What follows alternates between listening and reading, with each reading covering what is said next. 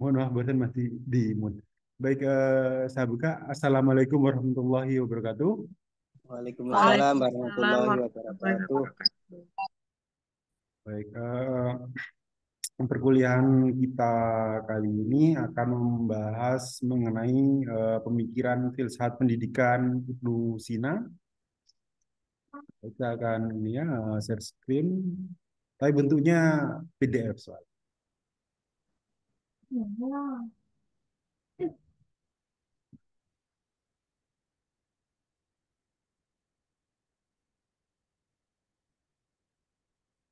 Baik, kita akan membahas mengenai pemikiran secara keseluruhan dari Ibnu Sina dan khususnya di dalam pemikiran berkaitan dengan filsafat pendidikan. Mungkin di sini memang di pemikiran Ibnu Sina lebih luas ya, jadi dari dasar-dasar pengetahuan sampai filsafat pendidikan.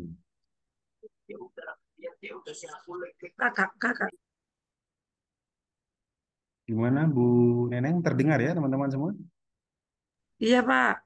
Siap. Baik, dari biografi dulu, Ibnu Sina itu lahir di Afsyana, satu daerah dekat Bukhara seperti itu, pada tahun 980 Masehi, gitu. Orang tuanya merupakan pegawai tinggi tersebut di daerah dinasti Samani. Jadi kalau sederhananya, Ibnu Sina itu dari keluarga yang berpendidikan seperti itu. Eh, Pada suatu waktu, Nusina tersebut setelah orang tuanya meninggal, itu dia kemudian berpindah ke daerah dekat Laut Kaspia. Lalu kemudian menulis mengenai suatu metode kedokteran bernama Al-Qanun fi Al-Tibbi seperti itu, ataupun yang disebut kanon. Jadi secara biografi, Nusina itu adalah seorang dokter seperti itu, dan kemudian juga dokter yang terkenal di daerah keislaman maupun di barat seperti itu. Kalau dari nama di barat, Ibnu Sina itu dikenal dengan nama Avicenna seperti itu. Oke, kita sedikit agak lebih dalam kalau di dalam pemikiran Ibnu Sina. Kalau yang kemarin kita membahas Al-Farabi ya. Kalau hubungan dari Al-Farabi dengan Ibnu Sina, kalau di dalam apa namanya kronologinya itu memang Ibnu Sina itu sangat banyak mengambil dasar-dasar keilmuannya itu dari Ibnu Sina seperti itu, dari Al-Farabi seperti itu. Jadi bagaimana dasar-dasar pemikiran yang kemudian aliran pemikiran dari Ibnu Sina itu memang diambil banyak juga dari Al-Farabi. Dari Ibnu Sina sendiri, ya, dari Ibnu Sina sendiri, pemikiran mengenai metafisika ataupun pemikiran mengenai ada sebagai suatu keseluruhan itu dibangun dari dua hal, berkaitan hal-hal yang bisa dilihat mata ya. Yang pertama adalah dalil wujud Allah seperti itu. Jadi Ibnu Sina itu terpengaruh dari dalil ontologinya Aristoteles. Jadi melihat bahwa di dalam segala wujud itu terdiri dari dua hal, yaitu hal wajib wujud dan kemudian yang mungkin wujud. Artinya hal-hal yang kemudian sudah wajib diimani ataupun sudah pasti ada, lalu kemudian hal-hal yang mungkin. Hal-hal yang kemudian wajib itu yaitu misalnya adanya jin, adanya eh, malaikat, kemudian keseluruhan dari alam semesta itu kemudian hal yang kemudian wajib dipercaya sebagai wujud itu kan adanya keberadaan yang mesti ada seperti itu menunjukkan suatu hal di atasnya, yaitu adanya Allah itu sendiri. Kalau hal yang mungkin wujud itu kemudian kita bicara mengenai sesuatu yang masih mungkin, misalnya perubahan di masa yang akan datang, perubahannya seperti apa. Jadi hal-hal yang kemudian masih berupa potensi ataupun hasil sesuatu apapun yang masih berupa kemungkinan akan terjadi di masa akan yang datang. Yang kedua, zat dan sifat. Allah adalah kebaikan, khair, dan kesempurnaan, kamal. Jadi, karena dari dua hal tersebut, jadi Allah itu maha benar. dengan arti dalam artian keseluruhan yang kemudian dikatakan. Jadi tidak ada satupun yang menyamai zatnya seperti itu. Jadi itulah yang kemudian menjadi prinsip keseluruhan ataupun metafisika dari pemikiran Ibnu Sina ini, ya Ibnu Sina ini sendiri seperti itu. Lalu selanjutnya adalah tadi sudah membicarakan hal-hal yang kemudian sebagai prinsip dari segala yang ada. Ibnu Sina turun di dalam pembicaraan mengenai alam semesta ataupun hal-hal yang memfisik. Fisik itu artinya hal-hal yang kemudian bisa disentuh, bisa diraba. Jadi lewat penginderaan secara keseluruhan. Ibnu Sina menerangkan bahwa Tuhan ataupun Allah itu memancarkan akal pertama. Jadi prinsip pertamanya adalah Allah sampai kemudian memancarkan ada ini ya, kalau dari pemikiran Ibnu Sina itu mirip dengan pemikiran dari Al-Farabi yang kemudian keseluruhan proses yang ada mungkin sudah minggu lalu ya membicarakan mengenai pemikiran dari Al-Farabi, penggunaan kata akal. Akal artinya proses dari yang pertama sampai yang terakhir itu para filsuf Islam itu menggunakan kata akal di situ. Itu juga digunakan oleh Ibnu Sina. Akal pertama itu adalah dari Allah itu sendiri, lalu kemudian memancar. Akal kedua dari langit pertama, ataupun akal kedua itu adalah kemudian adanya langit pertama, seperti itu.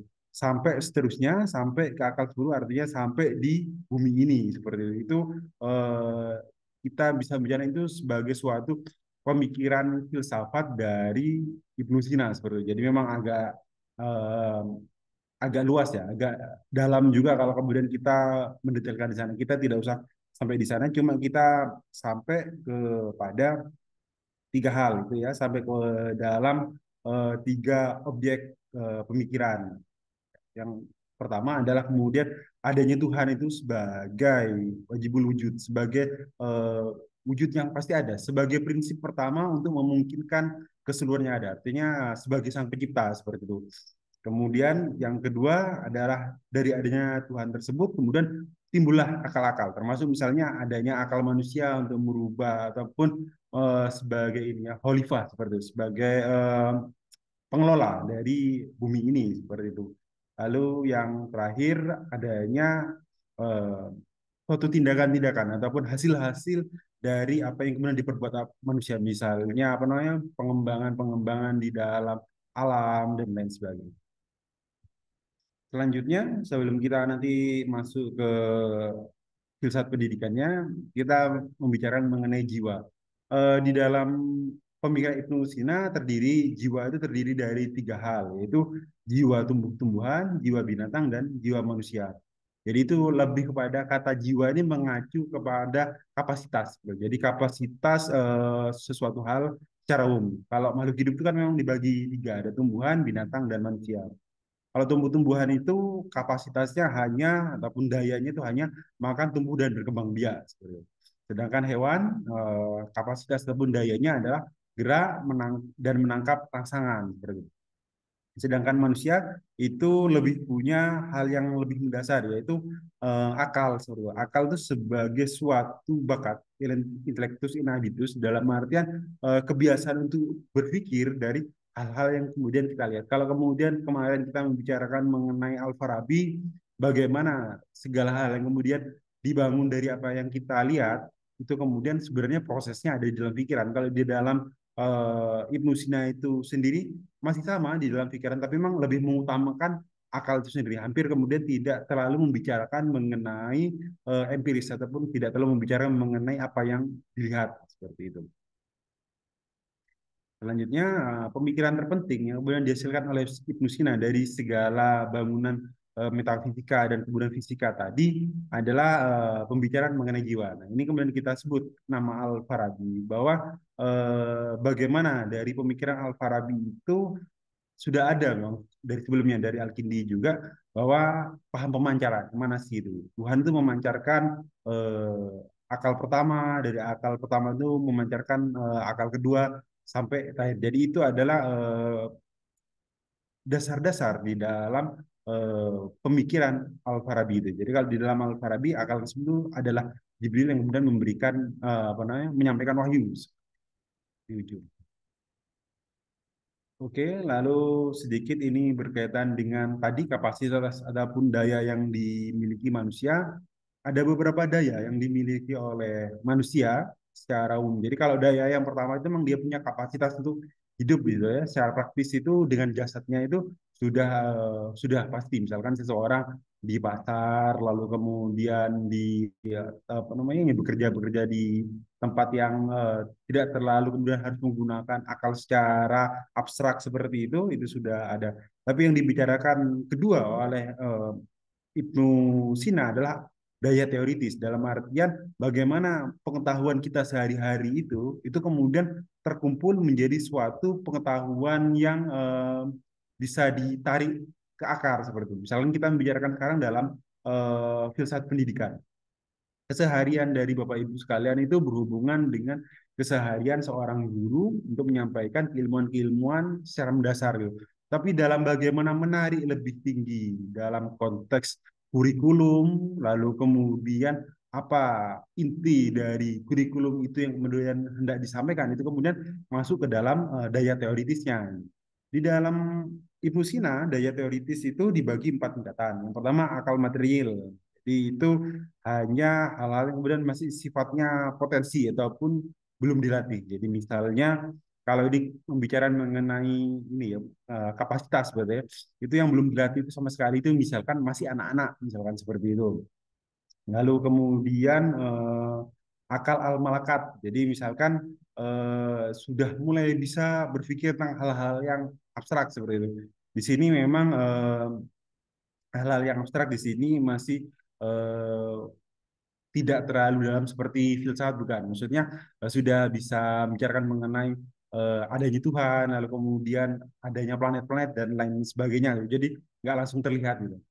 Akal aktual itu berhubungan dengan hal-hal yang abstrak murni. Jadi kita misalkan Bapak Ibu sekalian, misalkan orang-orang umur 20-an sudah S1 itu kan sudah mulai mempelajari, mungkin Bapak Ibu dulu ingat dulu masih awal-awal satu sudah ada pelajaran-pelajaran mengenai teori-teori pendidikan, lalu kemudian hal-hal yang kemudian nggak langsung bisa terlihat, tapi dipikir dulu seperti itu adalah pembicaraan mengenai hal-hal yang abstrak.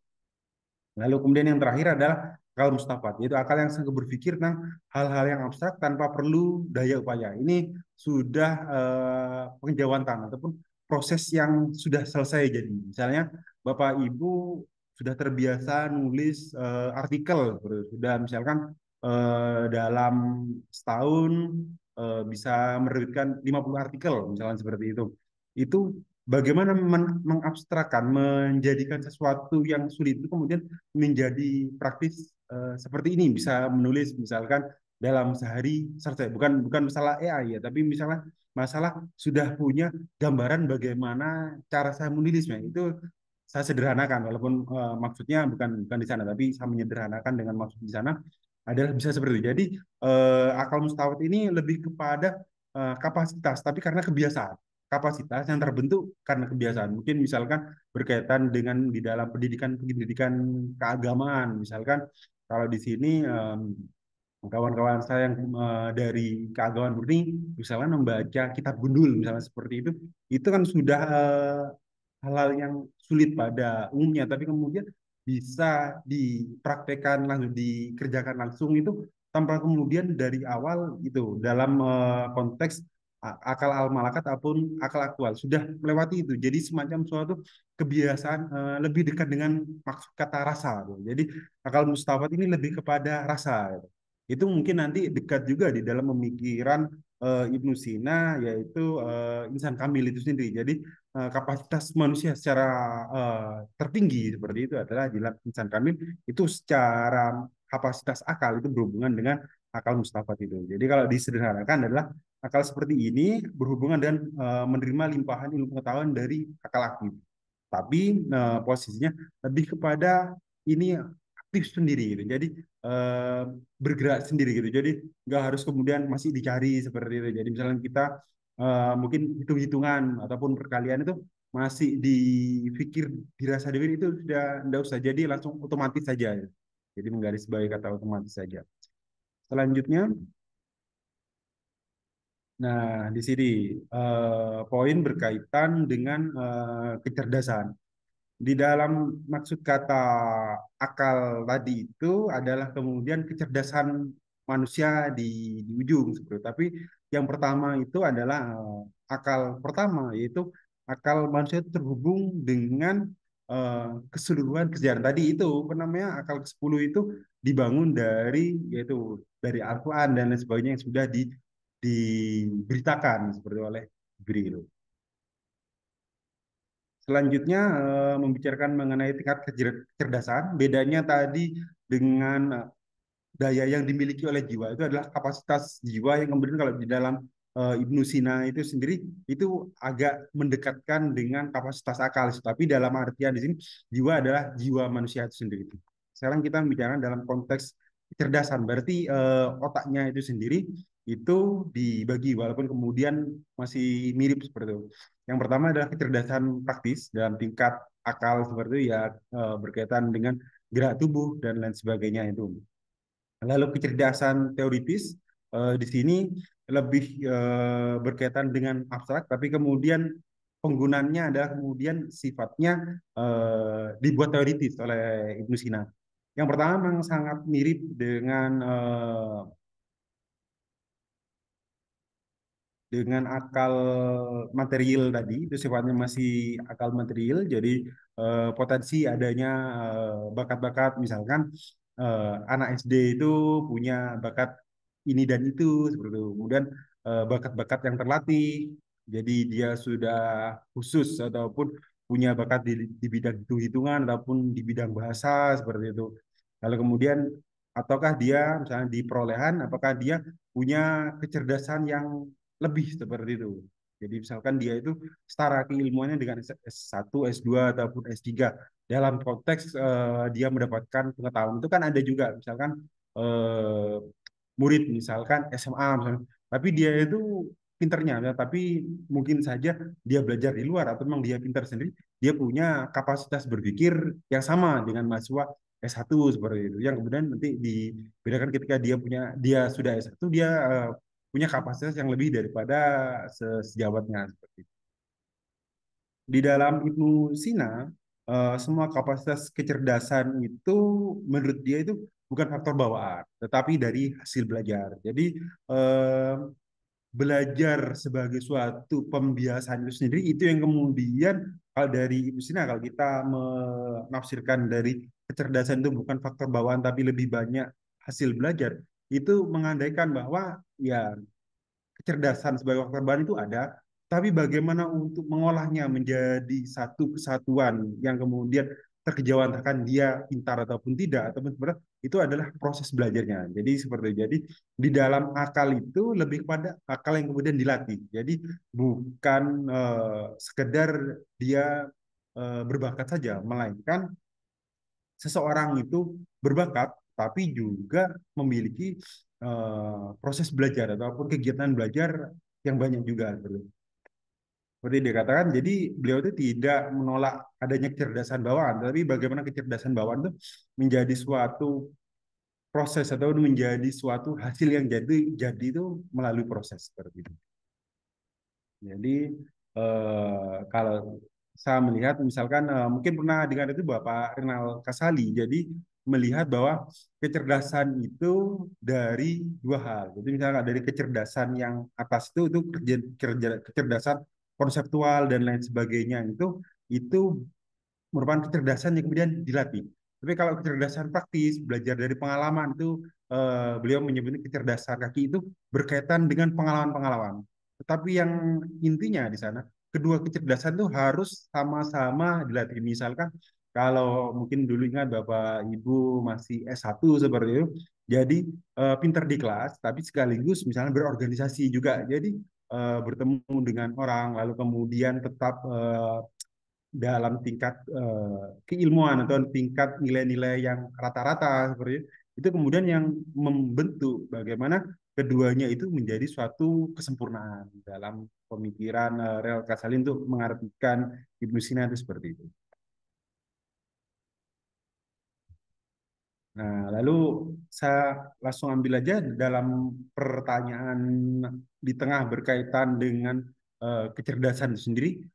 ada suatu pertanyaan dari Ibu Sina, apakah yang dimaksud berpikir itu sendiri? Nah, di dalam maksud berpikir itu sendiri itu kembali ke akal ke-10 tadi itu, yaitu akal yang kemudian diberitakan oleh Iblis itu adalah memori dunia. Jadi bagaimana di dunia itu, kalau sederhananya, Al-Quran itu adalah kemudian pengejawantahan dari akal ke-10 itu. Jadi kita harus mempelajari Al-Quran itu sehingga kita dapat apa namanya, terus berkembang. Jadi ini adalah pengejawantahan dari akal ke-10 tadi. Oke, selanjutnya bagaimana bagaimana meraih kecerdasan itu terdiri dari 3 hal. Ini masuk ke dalam insan kamil ya nanti itu ya, yaitu ada 3 hal. Yang pertama adalah kemudian mengasah kecerdasan sendiri. Tadi sudah dikatakan ada yang otak atas dan kemudian otak di kaki. Itu maksudnya gerak untuk selalu mencari pengetahuan seperti itu. Lalu kemudian di sisi lain adalah akhlak yang mulia. Jadi bagaimana seorang murid di situ untuk mengembangkan akhlaknya, bersikap sopan dan bersikap baik di sana. Lalu di satu sisi adalah 4 sehat dan 5 sempurna. Jadi pencarian kesempurnaan dari hal-hal sebelumnya itulah kemudian yang kita bisa katakan itulah kecerdasan secara keseluruhan dari pemikiran Ibnu Sina. Nah, ini sedikit masuk di dalam kalau dibedakan manusia dan hewan.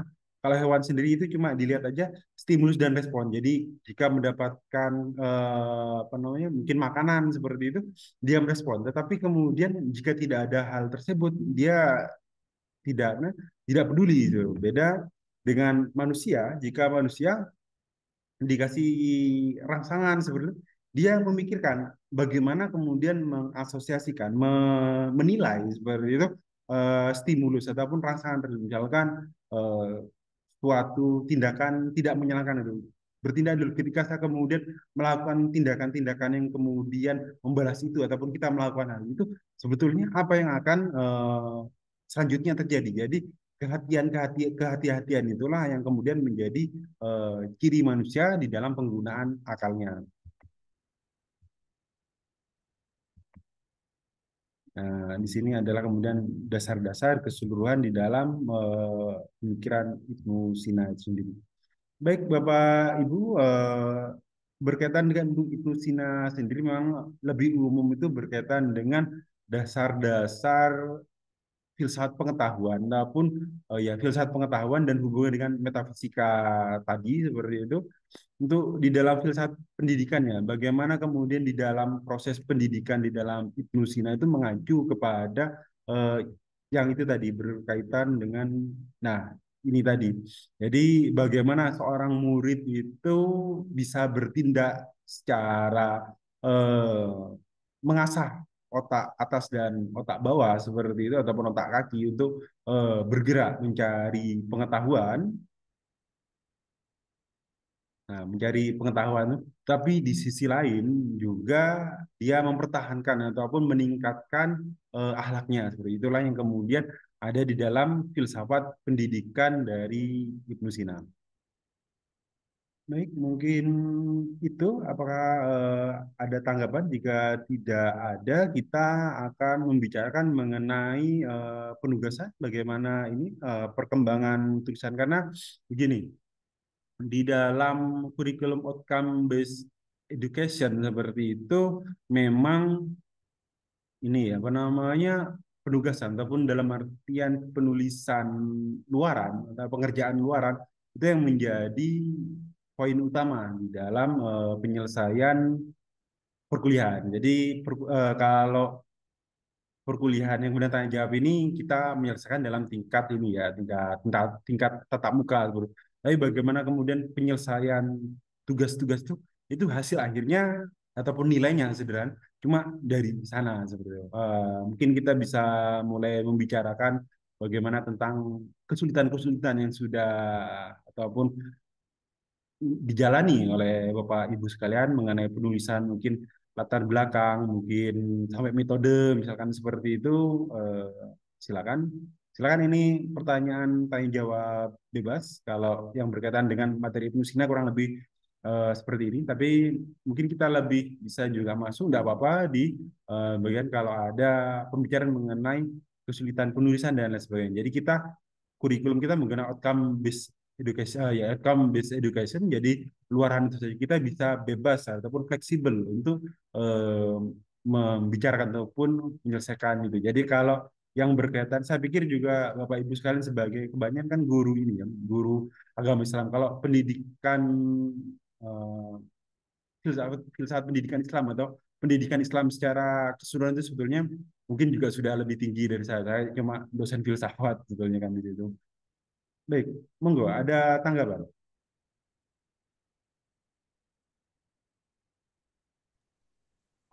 Saya Pak, Oke, Bu Yanti ya atau Bu Neneng?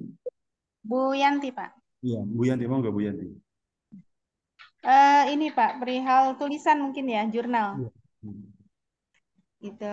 Untuk jurnal itu, apakah nanti ada apa namanya seperti yang sering diarahkan oleh Bapak dosen itu kan kita untuk eh, mengambil fasilitas AI ya, di mana mungkin salah satunya ChatGPT gitu Pak ya, dengan Hmm. prompt tentu yang memang kita perintahkan kepada ChatGPT itu. Nah, bagaimana? Apakah nanti apa untuk mengantisipasi plagiatnya gitu Pak? Apakah nanti kan mungkin apakah ada Turnitin atau misalkan bagaimana nanti itunya untuk jurnal itu sendiri Pak? Baik, kalau itu langsung saja ya Bu Yanti. Gini aja, ada apa yang terakhir di situ, yang Turnitin dan kemudian membereskan Turnitinnya ini kalau di kelas saya ya, biar saya sudah, enggak apa-apa. Oh, jadi kami cukup membuat sesuai dengan arahan aja mungkin itu Pak ya. Iya. Terima kasih Pak. Nggak terlalu sulit kan, nggak pokoknya dibuat nanti yang menyelesaikan dengan Turnitinnya saya nanti akan saya kembalikan lagi di grup kita tersebut. Begitu nggak terlalu sulit kan. Saya itu soalnya begini kan. Ya, nah juga kita yang saya juga yang lebih muda di sini, Bapak Ibu sekalian juga lebih senior. Kalau saya samakan dengan mahasiswa ini kan, kalau mahasiswa itu kan rata-rata umur mungkin 19 22 gitu. Kalau itu memang karena sebetulnya kurikulumnya outcome based education juga, itu kadang ya udah kamu cari sendiri lalu begini terus. Tapi kalau Bapak Ibu itu kan saya ini apa namanya sangat memperhatikan di sana. Itu tapi kelas saya ya. Kelas saya seperti itu.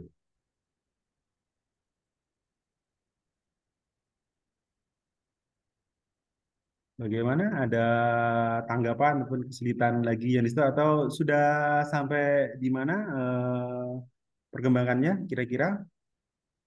Mungkin dari latar belakang, dari introduction ya, dari latar belakang, lalu dari metode atau sudah ada yang sudah mulai sedikit-sedikit menyelesaikan di pembahasan seperti itu?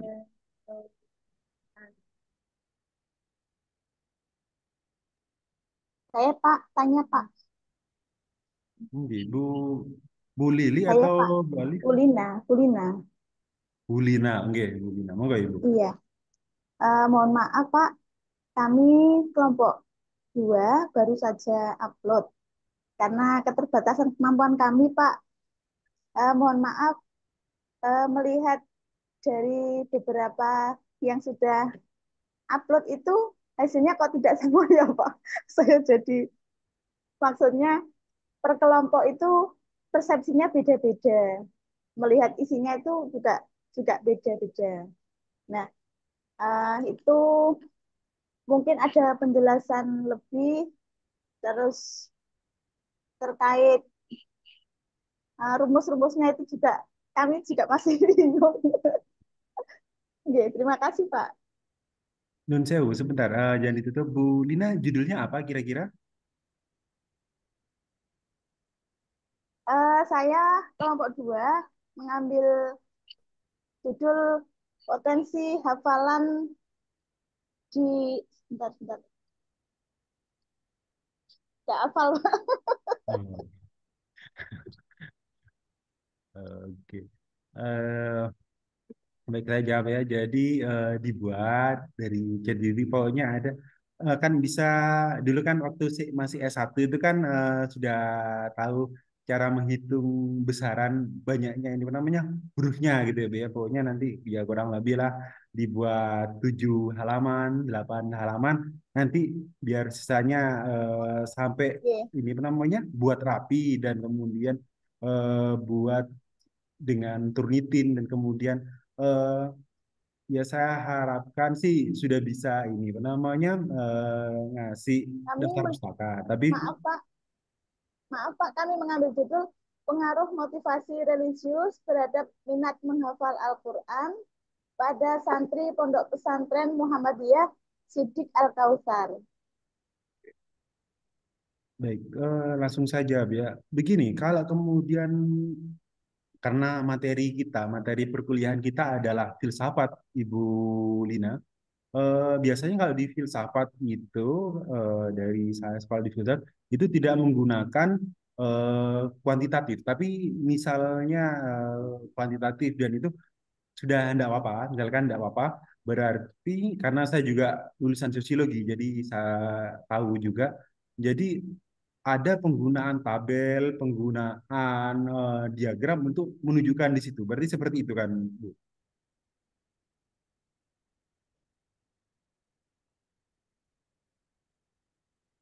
Masih masih anu, Bu, masih di mood, Bu. Tolong dihidupkan dulu.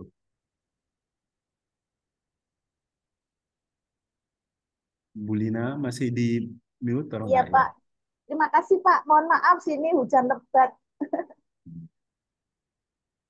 Iya, terima kasih Pak. Iya, begini Bu Lina, jangan dimatikan dulu. Itu nanti bisa ya terdengar ya. Nanti itu Iya, di kalau misalkan kuantitatif berarti ada penghitungan-penghitungannya lalu kemudian ada diagramnya seperti itu karena kata pengaruh itu menunjukkan penelitian kuantitatif seperti itu. Oke, benar ya? iya, iya. Ya. Berarti Saya pakai rumus ya Pak. ya Pakai jatuhnya rumus. jatuhnya Bu Lina harus menggunakan di sana. Biasanya memang filsafat itu kualitatif, artinya deskriptif kualitatif. Tapi nggak apa-apa kalau penjenengan memang bidangnya adalah bidang kuantitatif, sudah kita deskriptif aja sebagai tugas ya, sebagai tugas kita selesaikan, nggak apa-apa. Jadi nggak harus bener-bener filsafat. Pokoknya kita selesaikan lah semua. Tuh. Iya, iya. Nggak harus benar kayak SMA gitu ya Pak. Ya, apa? Terima Cuma kasih Pak. Cuma ini apa namanya, tolong diingat teman-teman sekalian ya jangan buat terus cuma 3 halaman atau 5 halaman ya paling enggak ya dihitung itu 3.000 kata kurang lebih 8 halaman seperti 7 sampai 8 halaman seperti itu. Baik, Iya bagaimana? Pak. Eh, Pak Pak Rifki, maaf 3.000 kata itu maksudnya per bab atau keseluruhan Pak? Keseluruhan itu Bu ya antara kurang lebih jurnal itu 3.500 sampai 5.000 sebenarnya. Tapi saya ngomong paling sedikit seperti itu. Itu kan ada kalau di Word itu kan di bawahnya itu. Amannya sih saya kurang kurang ingat itu apa namanya berapa detailnya. Kurang lebih amannya itu 4.000 kata gitu sudah. Dan lagi pula kan cuma pakai ChatGPT pokoknya dari yang sudah saya berikan kisi-kisinya itu ditulis nanti di dihitung ulang nanti sisanya itu ditambahi seperti itu begitu saja.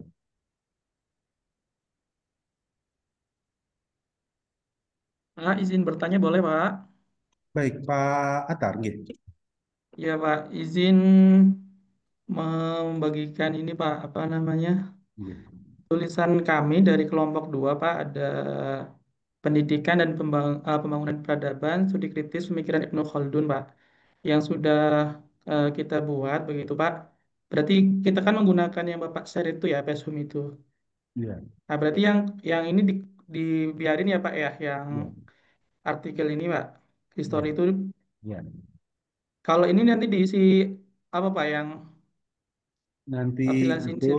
nanti itu kan di sini nanti penulis keempat saya dan saya akan membereskan semua di tingkat ini apa namanya penulisannya lalu kemudian daftar pustakanya dan turnitinnya biar saya seperti itu.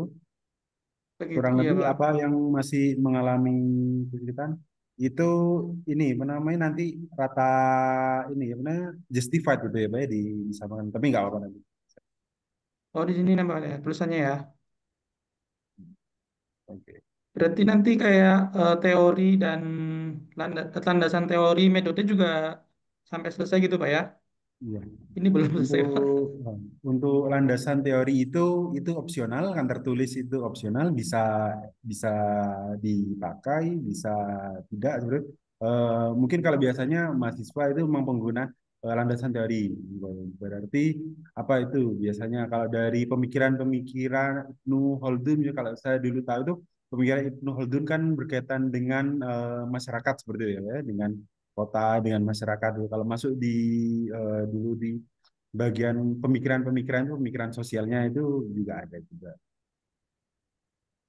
Baik, baik Nanti Pak. itu nggak usah seperti diagram seperti itu tuh nggak usah nanti deskriptif saja kecuali tadi kalau Bulina itu kuantitatif dengan judul pengaruh tadi itu sudah mesti karena memang kalau eh, judul ya misalkan judulnya itu pengaruh judul hubungan itu sifatnya adalah kemudian sifatnya penelitian kuantitatif tapi kalau misalkan deskriptif seperti judulnya Pak Atar ini termasuk kualitatif jadi deskriptif seperti itu. Jadi, nah pendidikan dan pembangunan peradaban, studi kritis seperti itu termasuk di penelitian kualitatif. Kualitatif itu artinya penelitian yang kemudian membicarakan mengenai kualitas-kualitas deskriptif ataupun menggambarkan mengenai suatu kondisi, suatu permasalahan dari hal tersebut yang kemudian kita hendak selesaikan ataupun kita berikan solusi seperti itu. Berarti kalau sama studi literatur Pak, bedanya apa Pak dengan ini Pak? Oke, di dalam kualitatif itu adalah pendekatan. Jadi pendekatannya adalah kualitatif secara ini unsur unsur metodis ataupun apa namanya cabang-cabangnya itu terdiri dari dua yang besar. Yang pertama adalah penelitian kualitatif lapangan, jadi penelitian wawancara, yang itu kalau apa namanya metode pencarian datanya wawancara, lalu kemudian ya wawancara kebanyakan itu. Lalu kemudian dibedakan lagi dengan satu penelitian kualitatif yang sama juga, tapi kepustakaan. Untuk pendekatannya sama-sama namanya kualitatif, tapi cara untuk mendapatkan datanya berbeda. Jadi di dalam metode mendapatkan data saja. Kalau kepustakaan itu dari buku-buku itu, kalau dari kualitatif lapangan yaitu misalnya wawancara dan lain sebagainya dibedakan dengan pendekatan kuantitatif. Kalau pendekatan kuantitatif yaitu untuk mencari misalnya mencari hubungan, menguji. Jadi ada uji pengaruh, uji hubungan. Kalau tadi Bulina itu uji pengaruh berarti menguji pengaruh dari A dengan B. Jadi sudah punya gambaran teoritisnya dari Bulina berkaitan apa ya permasalahan yang kemudian dia hendak uji ada atau tidak pengaruhnya. Sebetulnya hal seperti ini bukan sesuatu yang bisa diketahui oleh dosen filsafat, tapi karena saya itu S1 S2-nya adalah sosiologi, jadinya paham. Masya Allah. Terima kasih Pak. Ya, baik Bapak Ibu. Untuk ini latar belakang barusan yang sudah ditunjukkan dari Pak Atar, kurang lebih paling nggak berikan ya di dalam paragraf tersebut apa permasalahannya. Nanti kalau sisa-sisa ke belakangnya saya kurang itu enggak masalah. Nanti saya yang cuma saya punya kira-kira gambaran Bapak Ibu secara oh ini yang mau dipermasalahkan seperti itu. Paling nggak ada di dalam latar belakang ya. Baik, sudah Bapak Ibu. Memang masih ada kurang lebih 25 menit, tapi kalau enggak apa-apa. Sudah jam 5 kurang. Untuk diagram itu Pak, apakah harus dicantumkan atau enggak? Kalau kuantitatif harus, jadi Oh, hasil penelitian kuantitatif itu ya hasilnya ada banyak itu kan, saya agak lupa juga diagram yang dijadikan itu kalau kuantitatif yang pertama itu yaitu uji kenormalan dulu, normalitas data. Lalu kemudian normalitas data itu artinya datanya itu katakanlah ya kita buat sendiri data itu, tapi jangan data misalkan datanya itu misal ada 100 ya, tapi terlihat semuanya itu 90 semua, tapi nah, hampir terlihat sukses semua itu jangan gitu. Misalkan dibuat acak nanti itu yang mengatakan N satunya yang sukses, yang benar seperti yang menyetujui hal tersebut biasanya itu ditaruh 60% saja misalkan seperti itu. Tapi itu diacak. Jadi uji kenormalan data itu yang kemudian pertama. Lalu kemudian nanti ada uji T dan lain itu memang tidak harus, tapi yang hasilnya saja itu diagram. Kalau dari pertanyaan misalnya diagram itu ya mesti harus ada. Soalnya hasilnya adalah itu. Tapi juga tidak hanya itu, tapi itu juga harus dijelaskan sedikit-sedikit. Memang agak sedikit ribet. Tapi Nun Sewu sama tadi, seperti Bu Lina tadi ataupun ibu-ibu sekalian yang dari kelompok dengan Bu Lima, Bu Lina ini ya apa namanya punya sedikit pemahaman mungkin dari skripsinya berkaitan kuantitatif. Jadi tapi di sini ya bisa tanya siapa yang ajar Pak Alvin ya mungkin ya berkaitan dengan statistika seperti itu. Nggih, Pak. Termasuk Bu Neneng di bagian kuantitatif juga. Bukan, karena menurut saya tema-tema yang sudah ditawarkan Bapak kemarin itu mayoritas itu kualitatif, Pak, nggih, bukan kuantitatif, nggih. Nggih. Cuma Itu Bu Lina keliru, Pak. Tadi itu Bu Lina itu kuliah statistik yang dia. oh, ya, saya itu karena kurikulumnya outcome based education jadinya itu saya ya sudah pokoknya nanti ada luaran kurang dan lebihnya itu akan saya bantu seperti itu. Tapi kalau seingat saya memang ini filsafat pendidikan Islam soalnya. Maaf, Oke. sampai keliru. Berarti kualitatif. Oh, oh Bu, Nggih, Bu. Saya pikir memang Bu Lina akan penelitian kuantitatif yang ditunjukkan ke saya. Ya sudah, dan mungkin bidangnya di situ saya nggak akan ini, apa namanya, ya kebetulan. Tapi kalau orang sendiri kemudian ngajar dia nggak akan ngerti. Soalnya memang semuanya itu nggak ada ya deskriptif itu biasa. Pak izin bertanya, kalau Oke. misalkan pakai metode ini, kajian pustaka, apa boleh ya? Iya kajian pustaka. Jadi semua bentuk penelitian yang umum secara filsafat itu adalah kemudian penelitian kepustakaan seperti itu. Jadi sederhananya kepustakaan itu umumnya kalau kemudian di masa-masa saat ini misalnya menggunakan artikel jurnal seperti itu. Eh, tapi memang kalau dari segi kekuatan itu memang yang umum adalah kemudian dari buku-buku.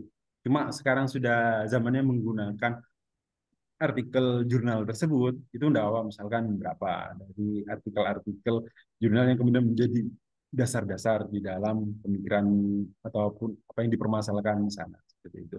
Balik.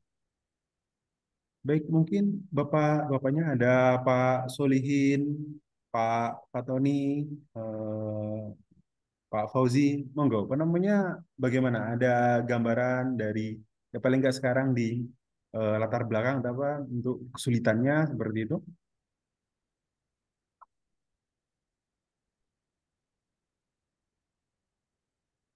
Atau mungkin Pak Imam sudah punya gambaran di latar belakang atau kenapa? Masih mau belajar lagi, Pak. Bagaimana Pak Imam? Masih mau belajar lagi Oh, kualitatif ya. Soalnya Mendeley-nya itu masih bermasalah. oke. Baik, Kalau oke. izin Pak, Oke, Bu Lina. ini meluruskan yang tadi. Oke, oke. Itu.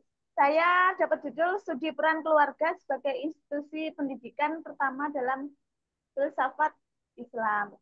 Itu kami baru bisa membuat pendahuluan saja, Pak. Gimana Bu Lina? Baru sampai pendahuluan saja. Oke. Begitu. Kira-kira kesulitan di dalam penulisan bagaimana untuk mencari tulisan-tulisannya dari ChatGPT itu bisa nggak? Ya, alhamdulillah kemarin dibantu sama Ibu Ketua. Itu alhamdulillah sangat memudahkan, Pak. Jadi kurang lebihnya kalau bisa pendahuluan, insya Allah untuk berikutnya, insya Allah bisa gitu. Cuma masih belajar lagi, Pak. Nanti saya bantu juga. Saya ingin punya gambaran dulu deh teman. Eh, kita deadline coba. Saya kemarin mengatakan kan minggu depan atau 2 minggu lagi. Tanggal 10 katanya, Pak. Gitu, gitu ya kita. Tanggal Oh iya 10 Pak, saya mau November. tanya, eh, misal kita nih dari ChatGPT, terus kita masukkan di, kata Pak Beni kan dimasukkan di Skate AI, untuk Ya. nanti kita bisa masuk ke Mendeley itu ya. Terus misal ada aplikasi yang untuk memparafrase eh, dari paragraf itu pakai aplikasi apa ya Pak?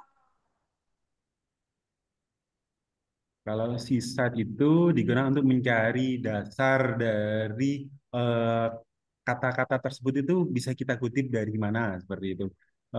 Kalau kemudian mencari itu bisa ada itu kalau alat berarti ya kalau pertanyaannya adalah alat adalah Willbot seperti itu. Tapi cuma terbatas juga kalau nggak salah itu per masukan itu 200 karakter apa seperti itu. Jadi kalau itu ya 200 karakter ya agak dikit tapi kalau mau ya pelan-pelan bisa seperti itu. Itu untuk memparafrase ya Pak ya, Iya, parafrase kalimat ya. kata frase. Coba minta tolong Pak diketik di ini Pak, di apa, di chat itu Pak, supaya Bisa. tahu ininya, Ya, aplikasinya namanya ya. apa. Nanti saya akan kirim langsung apa namanya kemananya tuh. Linknya Pak. Ya. Oh iya boleh, biar nanti kami juga sekalian belajar begitu. Karena kami kita kan biasanya langsung copy nih dari ChatGPT ke Skate AI. Nanti dari ChatGPT ke Skate AI ini kan bahasanya beda. Tapi kan kita kan harus apa ya? Masa kita nggak ada parafrase sedikit dari apa, dari skate-nya gitu kan?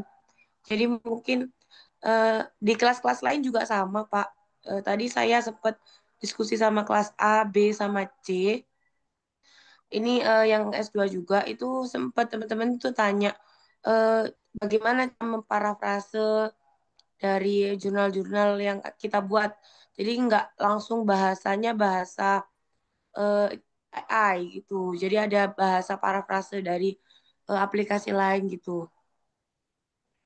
Eh, karena saya jarang menggunakan AI gitu, sama tanya itu bahasa Indonesia ya, Bu ya. Soalnya kalau dari Wilbert itu nanti bahasa Inggris, tapi saya agak agak lupa biasanya saya nulis seperti itu sudah langsung jadi satu itu sudah ini, apa namanya sudah berapa, tapi tetap harus diturunin seperti itu. Itu bahasa Indonesia, Bu Alif ya. Iya, bahasa Indonesia. Ya, Apa nanti ini? Apa jurnal kita harus berbahasa Inggris, Pak? enggak. Oh, nggak harus ya, boleh kan berbahasa Indonesia. Soalnya juga ini kita juga kan ini kan semester 1 baru semuanya ini kan baru mengenal, ada yang baru mengenal ChatGPT, Skate AI, Mendeley, semuanya itu baru buat kami semua itu baru. Kalau ChatGPT kita sering menggunakan biasanya untuk membantu ini membuat perangkat pembelajaran. Tapi kalau untuk membuat jurnal, artikel dan sebagainya ini kan masih baru membuat. Apalagi aplikasi Skate AI dan Mendeley ini kan juga baru. Jadi nanti apa namanya, untuk apa ya, mem- menjelaskan lagi jurnal kita supaya bahasanya tidak terlalu apa ini ya, terlalu kaku kalau menurut saya. Hmm. Mungkin ada ini apa, makanya saya tanya bahasa yang untuk parafrase gitu.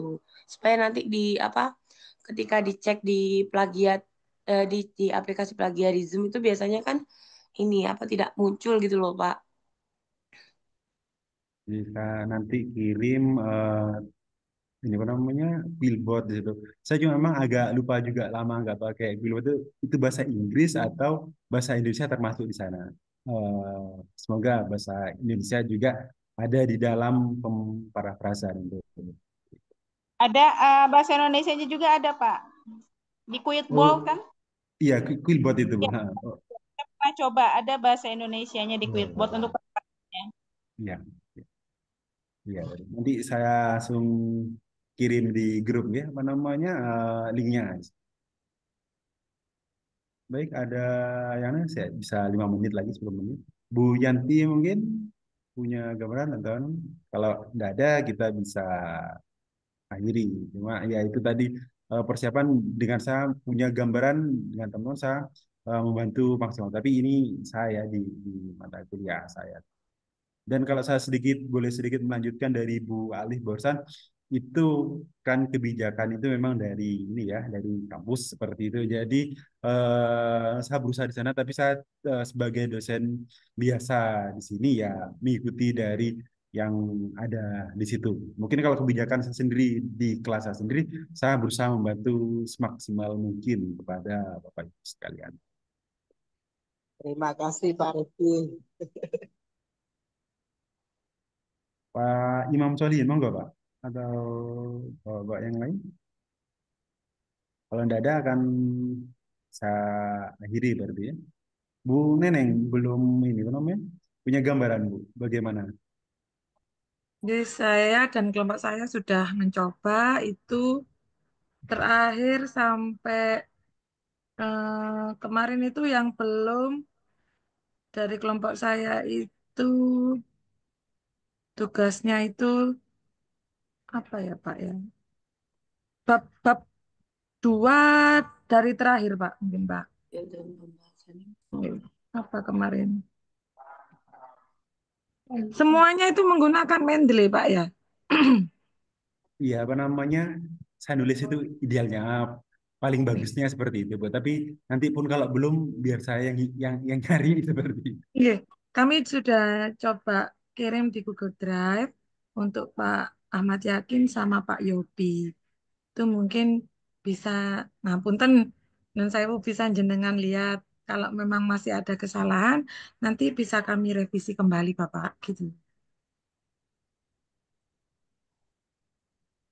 Baik, berarti sudah tidak ada yang menanggapi ataupun apa namanya berkaitan dengan teknis tulisan dan lain sebagainya ya. Pak Ahmad Yakin yang langsung kelihatan, Pak Imam Abdimullah seperti itu. Sudah tidak ada ya? Kalau tidak ada bisa saya akhiri. Oke Pak. Baik, terima kasih atas perhatiannya teman-teman. Saya akhiri, saya mengingatkan lagi di tanggal yang sudah kita sepakati biar saya kadang mereksi itu kan idealnya itu bisa 2-3 hari seperti itu kita di situ. Jadi bisa langsung menyelesaikan. Saya akan meluangkan waktu ya bukan 2-3 hari, misalnya bisa semingguan gitu. Nanti berjalannya di sana mungkin kan akan saya kirim lagi di Google Drive ataupun di grup mungkin di Google Drive. Kalau Gading itu kan sudah ada pembagian pokoknya itu, saya akan kirim di sana. Lalu benar kalau dikoreksi lagi, saya punya prediksi kalau dari saya sendiri saya akan langsung koreksi semua dan saya langsung lampirkan juga hasil tulisannya. Baik, itu saja. Jika tidak ada tanggapan, saya akhiri. Terima kasih atas perhatiannya. Billahi sibil haq, wastabil khairat. Assalamualaikum warahmatullahi wabarakatuh. Waalaikumsalam warahmatullahi Salam. wabarakatuh. Terima kasih, Pak. Terima kasih, Pak. Terus